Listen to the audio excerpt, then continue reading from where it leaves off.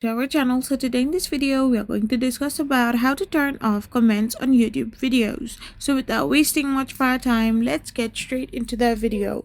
So if you want to turn off comments on YouTube videos, you need to have one specific app called YouTube Studio.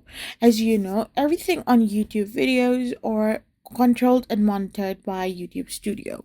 So you need to simply go to your YouTube Studio. Once you're in your YouTube Studio, you need to get signed in into your account. Once you've signed in into your account, you need to simply go to the content section and click on the thumbnail of the video you want to edit. So once you have tapped on it, you need to tap on edit option, and now you need to scroll down and tap on show more. Here you can simply find the option to simply have it as comments and ratings. You can find a comment section right over here. So once you find the comment section, in the community section you can find the comments. You can tap on off. So once you have tapped on off, this means that you are turning off comments on your YouTube video. So this way you can simply do it. I hope you found this video helpful. So don't forget to hit that subscribe button and do give us a thumbs up. We will be back again with more informative videos.